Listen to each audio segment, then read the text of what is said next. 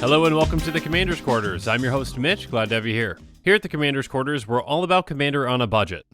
Today we have an episode of Commander's 2 Cents. On episodes like these, I give you my own personal take on topics about the format in general and current news. This show and episodes like this one are possible because of viewers like you. So if you're looking for some easy ways to help support the show, make sure you like this episode and share it with friends. And make sure you subscribe to the channel and hit that bell notification icon so you don't miss any new episodes. You can also go check out our playmats and other merchandise at thecommandersquarters.com. Thank you to everyone who's already purchased our merchandise, it really does help support the channel. Another easy way to support this channel is by using our TCGPLAYER affiliate links. So make sure that you're looking for those links in the description whenever you're buying a deck or just individual cards. And the final way that you can support this show is by supporting us directly by becoming a patron. There are many benefits to being a patron, and I truly couldn't do this without all of their support. So just the other day, the Command Zone released an episode about a big Commander announcement. Gavin from Wizards joined them on the show and unveiled some new and upcoming products. In case you haven't seen it yet, I'll give you a quick overview just so we're on the same page for this discussion. If you want to see all the details though, I encourage you to check out their episode at some point. So here's the basic roadmap for Commander products next year. On April 24th, there will be 5 Commander Precons coming out with Akora. 71 of those cards are going to be brand new Commander cards. Then in Q3 with Zendikar Rising, there are going to be 2 Commander Precons. Each deck is going to have 3 new cards, and there's going to be more Commander reprints for these too. Also in Q3, the Commander Collection Green is going to come out, and it's going to have 8 green-themed reprints. These will feature all new artwork, and they'll be available in foil and non-foil. And finally, perhaps the biggest news is Commander Legends, which comes out in Q4 of next year. It's going to be a draft set designed for Commander. It's going to feature 70 new Legends, and there'll be 20 cards per pack. It's also said to feature a ton of Commander reprints. So with all these Commander-specific products, the future is looking bright for our format. But since Commander players have been let down in the past, it's understandable that some people are a little skeptical. So today, I'm going to go over some hopes and fears that I and some community members have about Commander in 2020. So keep in mind that there's going to be plenty of opinions and speculation with this. With that in mind, let's get into it. My first hope is that Wizards is going to address the needed reprints. In a lot of people's opinions, Wizards has definitely fallen short on this recently. Many people felt really underwhelmed by the reprints in both C18 and C19. Now there are reasons that they couldn't include some of those really expensive cards in those products, but still, many people feel like there were a lot of missed opportunities. In the Command Zone episode, Gavin mentioned some reprints like Sakura Tribe Elder, Cultivate, and Harmonize. Now that's a great start, and there's a lot of room to go from there. These are Commander staples for a reason, and they should keep reprinting them. But hopefully, with Commander Legends specifically, there's some room for high-end reprints. The list of reprints is far too long to go through now, but a couple of examples are Rhystic Study, Toxic Deluge, and Cyclonic Rift. To my knowledge, these cards see virtually no play in other formats. Their demand is completely driven by Commander, and they haven't been reprinted in quite some time. Certain cards you just can't expect to see in a set that affects Standard. And the Precons would probably get too expensive if you started putting them in there. So I'm hoping that we get to see a lot of these needed reprints in Commander Legends. I also want to see a lot of budget reprints, especially when it comes to Ramp. Ramp is something that is crucial for every single deck regardless of the budget. The Signet should be reprinted as well as the Talismans, even the most recent ones. Other needed Ramp reprints are of course Wayfarer's Bauble, the Diamond Cycle, and Felwar Stone.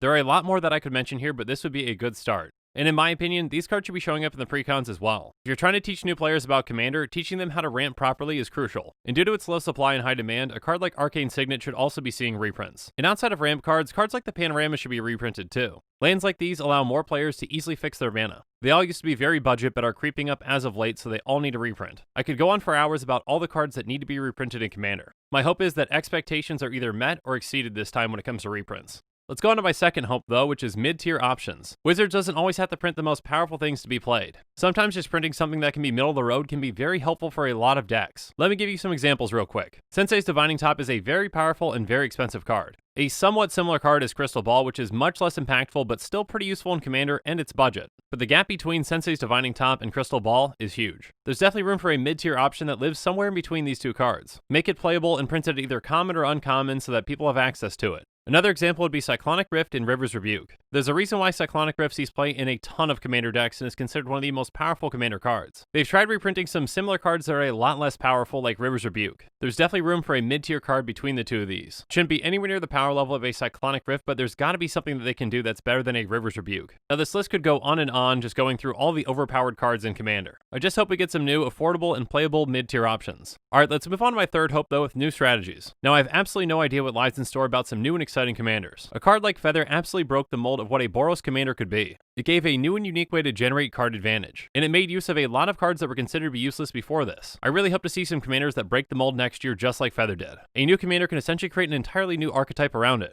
What if we saw a Commander that worked with energy? All of the energy cards, including Attune with Aether, Rogue Refiner, and Aetherworks Marvel would finally have a home. Yes, there are some commanders that try to build with energy like Atraxa and Yarick, but one that is solely focused on energy would make a lot more use of those cards. And at the end of the day, one of the best things about this format is being able to play with your cards, and new and exciting commanders can definitely enable that. For a somewhat similar hope of mine, let's just call it reinforcements. There are certain archetypes and strategies that some see as lesser than others. Some strategies just need a little more support. An example of this that people have been asking for a long time is werewolves. There are a good amount of powerful werewolves out there, including Huntsman of the Fells, as well as tribal werewolf cards out there like Silverfur Partisan and Spirit of the Hunt. The one huge thing that they're lacking though is a werewolf commander. No offense to Ulrich, but you just don't cut it. If there is one dedicated werewolf tribal commander next year, it's going to make a lot of people happy. Again, there are a lot of other examples of archetypes that just need a little more support. Just a few dedicated card slots can make a huge impact on those archetypes, so I'm definitely hoping that Wizards has taken that into account. The final hope that I'm going to go over is more of a broad one, and that's going to be hope number 5, which is focused formats. Wizards is finally putting more resources into dedicated commander products. Trying to please every single kind of player with every single Magic set is not going to happen. It is nice that in recent sets they have been including some commander cards like Smothering Tithe, Morph on the Boundless, and Arcane Signet. But if with the increased number of commander products, Wizards can refocus standard sets to be on standard, it might improve that experience. Now, I don't play standard, but a healthy standard format can be good for everyone. It helps the commander community by growing the Magic player base. Many of those players might eventually discover commander and start playing commander as well. But with all these hopes, there definitely come some fears. And the biggest fear that I have is the inverse of my biggest hope, and that would be the fear of having lackluster reprints. Like I mentioned before, many people believe that expectations were not met in the recent commander products. The most expensive reprints from that set were Lightning Greaves, Seedborn Muse, and Solemn Simulacrum. As I mentioned before, there are reasons that they couldn't include some really expensive cards. I'm not going to go through details today on it, but if you want to see some of my thoughts on it, go ahead and check out this episode on the reprint issue. The Precons may not be able to include some of those expensive cards, but a set like Commander Legends definitely should be able to. Even outside those expensive cards though, there were plenty of other misses in my opinion. A lot of subpar ramping and fixing cards were used in there that shouldn't have been. Some of the cards that really stood out to me were the Lockets, Explorer, and Armillary Sphere. Whereas many of the more efficient ramp cards that I mentioned earlier like Wayfarer's Bauble, the Talismans, and the Signets were nowhere to be found. In my opinion, there's no reason that all those cards should not be able to stay budget. Ramp is something that everyone needs and everyone should be able to ramp properly. The Precons are a perfect place for those cards. It's a great way to teach new players how to ramp. On another note, with more commander products, you can take out some of those strange includes in Precons. A card like Satalpa Primal Dawn had no business being included in the Mystic Intellect deck. Hopefully with an increased number of commander products, cards can be reprinted where they actually should be. But now let's move on to my second fear, which I'll call limited possibilities. Now, it might not mean exactly what it sounds like, so here we go. When I say limited, I mean the draft format. Commander Legends was referred to as a draftable commander experience. To be honest, that really scares me. Just because a card is good in draft does not mean it's going to be good in commander. For example, some powerful cards in recent draft sets are Epic Downfall, Icy Manipulator, and Ravager Worm. These cards might be a first pick in a draft, but they are not very good in commander at all. Draft is a completely different format.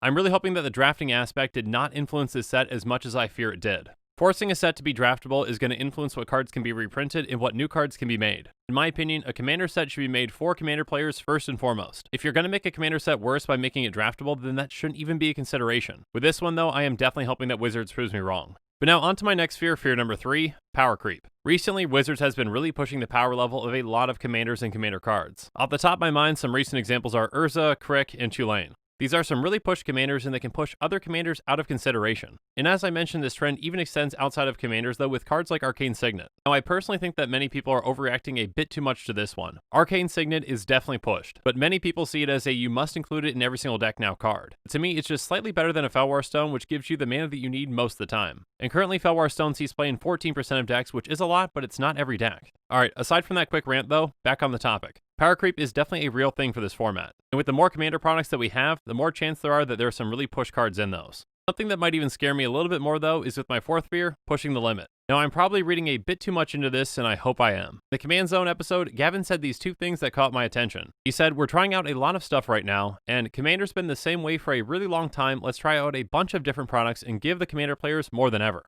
Earlier in the episode, I said that one of my hopes is that they come out with some new and exciting commanders that can really help new strategies. But I'm afraid that they might just push things a bit too far. And with this one, it's not really a power level thing. Let me give you a quick example. Wizards loves Planeswalkers. In case you didn't know, Oko is running rampant on every single format outside of Commander. They like pushing the limit when it comes to Planeswalkers. In my opinion, the Rules Committee has been making the right decision at not allowing Planeswalkers to be commanders. Wizards found a way around this for certain Planeswalkers though by putting in, can be your commander. Now there's only been so many of those Planeswalkers and they're not doing it on all of them. Now my fear is that with all these new products and trying new things, they might try to push the limits even further. For example, what if they create a new commander that can partner with any Planeswalker no matter if they have that text or not? Wizards does love their Planeswalkers, so that's not out of the realm of possibilities. Regardless, even if that commander had no other effects, that would still be a nightmare in my opinion. Essentially, they could find a way to get around a rule where they're not supposed to be doing that. I don't know about you, but I definitely don't want to see Narset, Tezzeret, or Karn in any command zones. Now, this scenario is very unlikely. Impacting the rules, though, is something that Wizards has done in the past, and I don't believe they should be doing. I hope that these new products can push the limits in good ways, but I do have some fear that they're going to push things a bit too far. Time to tackle my final fear, though, with product overload. There were a ton of products that came out this year. It was hard for many people, myself included, to keep up with them all. It seemed like as soon as one set was released, the next set was being spoiled the next week. If I'm remembering correctly, this year started off with Ravnica Legions. I challenge you to try to name every single Magic product that came between then and Throne of Eldraine. There were quite a few to keep track of, and it looks like it's going to get only more difficult next year. Now, it's definitely hard to say that you should be complaining about getting more and more what you want, but let me give you a quick analogy.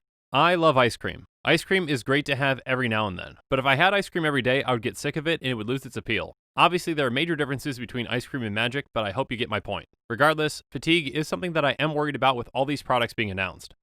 But let's not end on a down note. Overall, I'm really excited about all these announcements, but I think that it's fair to have hopes as well as fears when it comes to wondering about what's in store. But now it's my turn to hear from you. So in the comments below, let me know a hope or a fear that you have about these upcoming products. And make sure that you're following us on social media for more updates and sneak peeks on future episodes. Links to our social media accounts can be found in the description. Also in the description below is a link to the Commander's Quarters Patreon page, and I just want to say a quick thank you to the patrons who have subscribed so far. There are many benefits to being a patron for the Commander's Quarters, including being able to vote on future commanders for deck techs. There's even a general level tier where you get your own personalized deck tech dedicated to you. I truly couldn't do this without all of your support, so from the bottom of my heart, thank you. If you haven't already, make sure that you like and subscribe to the channel. Here at the Commander's Quarters, we're all about budget commander. So while you're at it, go ahead and check out some of our other types of episodes. And with that, I'm out of here. Thanks again and have a good one.